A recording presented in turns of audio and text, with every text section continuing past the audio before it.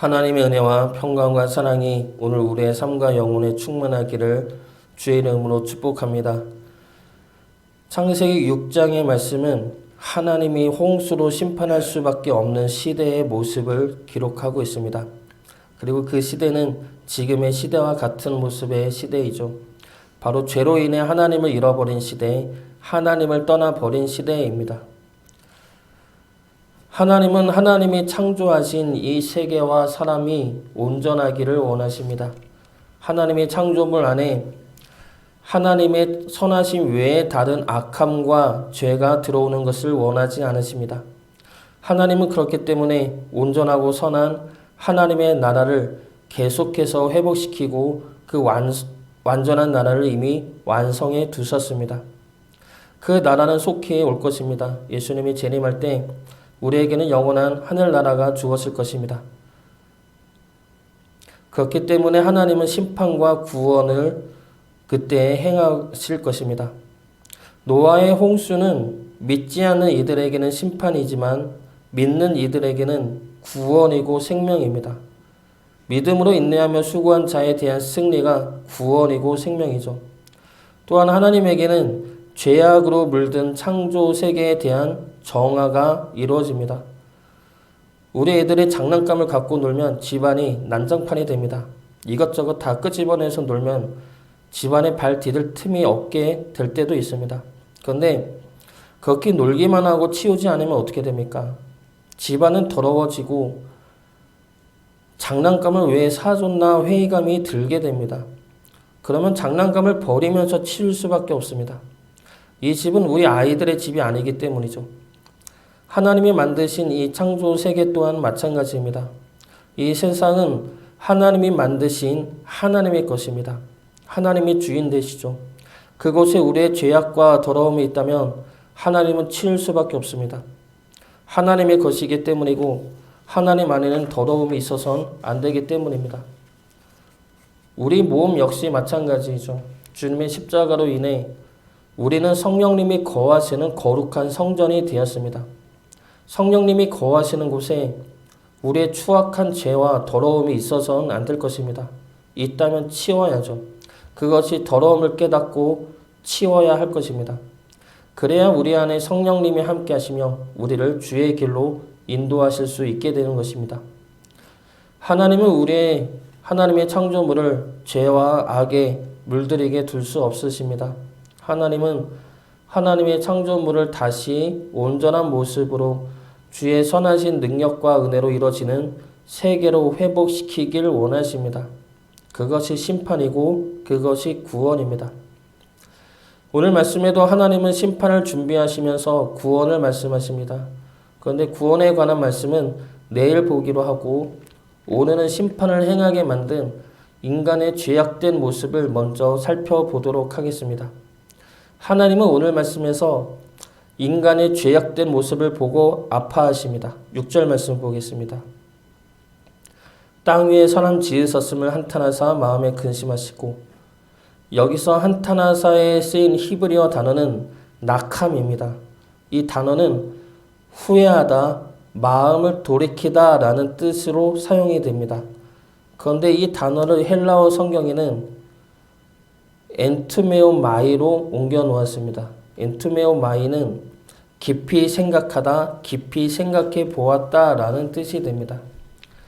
그리고 6절 마지막에 나오는 근심하다, 근심하시고에 나오는 근심하다 라는 단어의 더 정확한 뜻은 마음 아파하시다 라는 뜻입니다. 그래서 이러한 뜻으로 6절 말씀을 다시 해석을 해보면 땅 위에 사람 지으셨음을 하나님이 깊이 생각해 보고 마음 아파하셨다 라는 뜻이 됩니다. 하나님이 왜 마음 아파하셨습니까? 하나님이 사랑으로 하나님의 형상을 따라 지음받은 사람들이 하나님을 버렸기 때문이죠. 하나님을 버리고 하나님의 형상을 버리고 하나님의 말씀을 버리고 살았기 때문입니다. 그로 인해 스스로 두려움과 걱정 속에 살면서 서로에게 상처와 아픔을 주면서 고통 가운데 살아가는 그 모습에 안타까움과 아픔을 느끼고 계시다는 겁니다. 이 죄악된 모습은 세 가지로 정리해 볼 수가 있습니다. 하나님의 마음을 아프게 했던 죄악된 모습이 무엇인지 살펴보고 우리는 하나님의 마음을 아프게 하는 자가 아니라 기쁘시게 하는 자로 살아갈 수 있기를 주의 이름으로 축복합니다. 먼저 첫 번째로 이들이 행한 죄악은 자기들이 좋아하는 것을 바라보며 살았다는 것입니다. 2절 말씀 보겠습니다. 하나님의 아들들이 사람의 딸들의 아름다움을 보고 자기들이 좋아하는 모든 여자를 아내로 삼는지라. 여기서 하나님의 아들을 천사다, 셋의 자손이다 라고 해석하기도 하지만 보다 더 정확한 해석은 하나님을 믿는 사람들입니다. 그리고 사람의 딸들은 하나님을 믿지 않는 사람들이죠. 그러므로 이 말씀은 하나님을 믿는 사람들이 하나님을 믿지 않는 사람을 아내로 삼았다는 말씀입니다. 결혼 자체가 죄가 될 수는 없습니다. 그런데 왜 이 말씀이 죄가 됩니까? 딸들의 아름다움을 보고 결혼했기 때문입니다. 내면의 아름다움이 아니죠. 내 눈에 보기에 아름다움입니다. 내 눈에 보기에 탐이 나고 욕심이 나고 내 눈에 보기에 갖고 싶기 때문입니다. 이 눈에는 여자를 하나님의 형상으로서 보는 눈이 아닙니다. 그렇기 때문에 여성 안에 있는 존귀함과 거룩함을 보지 않습니다. 그래서 내 눈에 보기 좋고 갖고 싶은 것입니다. 그렇기 때문에 죄가 된다는 것이죠. 큰애가 사람들 앞에서 말을 잘 안 합니다. 그걸 볼 때면은 안타까우면서도 답답함을 느끼죠. 그래서 말을 하라고 말할 때가 많이 있습니다. 내 눈에 보기에는 그것이 옳고 그것이 좋아 보이기 때문이죠. 그런데 우리 애처럼 사람들 앞에서 말을 잘 못하는 아이가 요즘에 꽤 있다는 것을 알게 되었습니다. 그리고 그렇게 사람들 앞에서 말을 잘 못하는 것을 선택적 함구증이라는 병명으로 불린다는 것도 알게 되었습니다. 그러면서 이에 관한 영상을 보면서 알게 된 것은 사람들 앞에서 말을 못하는 이유는 이 아이들이 낯선 사람들한테서 불안함을 느끼기 때문이라는 겁니다. 그리고 그 불안은 우리들이 생각하는 것보다 훨씬 더 크다고 합니다. 금쪽 같은 내 새끼에서 이러한 선택적 함구증을 겪고 있는 한 아이가 나옵니다. 그 아이가 이런 이야기를 하는 것을 봤습니다.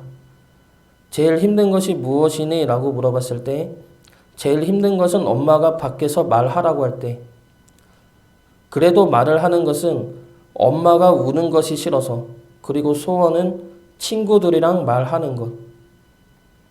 이 영상을 보고 내 눈에는 말하는 것이 당연하고 그것이 옳고 좋아 보이지만 이런 아이들에게는 그것이 당연한 것이 아닌 힘들면서 불안하고 두려운 것이었던 겁니다. 자신도 하고 싶은데 하기 두렵고 겁난다는 것이죠. 그러면서 드는 생각이 그걸 보면서 답답해하는 우리보다 자기 자신이 더 힘들고 괴롭겠구나 라는 생각이 들었습니다. 우리 눈에 보기에 좋은 것만 보고 고집할 때가 있습니다. 그런 눈은 세상적인 물질과 쾌락을 쫓아가게 됩니다. 그리고 그런 눈은 사람들을 볼 때 우리 눈에 맞고 옳아 보이는 것을 고집하고 강요하게 됩니다. 아이의 불안과 염려는 보지 않은 채 말하라고 다그치면서 더 큰 불안과 고통을 주는 눈입니다. 사람들의 마음을 살펴보지 않은 채 그저 내 눈에 보이는 안 좋은 것만 지적하고 비난하고 고치라 강요하는 눈이죠. 우리 눈이 우리 보기 원하는 것만 보는 눈이 아니라 그 너머까지 살펴 헤아릴 수 있는 눈이 되기를 바랍니다. 하나님의 말씀과 뜻에 비추어 하나님의 사랑과 긍휼의 눈으로 바라볼 수 있기를 바랍니다. 우리를 보면서 분노하시는 것이 아니라 안타까워하시는 하나님의 눈으로, 그러한 눈으로 우리 역시 사람들을 바라보며 그들과 함께 하나님의 형상을 회복해 나갈 수 있기를 주의 이름으로 축복합니다. 두 번째로 이들이 행한 죄악은 자기 마음대로 행하는 것입니다. 2절 말씀을 보면 하나님의 아들들은 사람의 딸들을 아내로 삼습니다. 자기들이 좋아하는 모든 여자를 아내로 삼는다는 것이죠. 여기에 여자의 생각이나 주장이나 기분은 들어있지 않습니다. 서로 사랑한다는 말도 없고 연애의 기록도 없고 결혼하기로 언약을 맺은 내용도 없습니다. 그저 하나님의 아들들이 보기에 좋으니까 아내로 삼아 버렸다 말씀하고 있습니다. 이것은 아들들의 강체성과 폭력을 의미하죠. 자기들이 보기에 좋으니까 자기 뜻대로 행하는 것을 의미합니다. 철저하게 여자의 입장은 배제한 채 아들들의 뜻대로 행하고 있다는 겁니다. 그렇기 때문에 이것이 죄악인 것이죠. 남자와 여자는 다른 존재이며 구별된 존재입니다. 그러나 그 다름은 차등이나 차별이나 우월에 따른 다름은 절대 아닙니다. 하나님은 남자와 여자는 서로 다르면서 존귀하고 구별되었지만 동등한 자로 창조하셨습니다. 그러므로 둘이 서로 나란히 서게 하여 서로에게 힘과 도움과 위로가 되게 하셨습니다. 그러나 하나님의 아들들은 어떻게 행합니까? 다름을 이용해 위에 서려 합니다. 다름을 이용해 자기 욕망을 채우려 합니다. 그것이 내 눈에 보기에 좋고 내가 원하고 있고 그렇게 할 수 있는 힘과 능력이 내게 있다 생각하기 때문입니다. 하나님은 이 세상을 창조하실 때 각기 종류대로 창조하셨음을 기억해야 할 것입니다. 각 종류대로 창조하셨다는 것은 각 종류 자체로 존귀하며 특별한 존재라는 뜻입니다. 우리에게 힘이 있다고, 우리에게 능력이 있다고, 우리가 가진 것이 더 많다고 그것들을 이용해서 나보다 못한 일을 무시하고 억압하고 차별해서는 안 될 것입니다.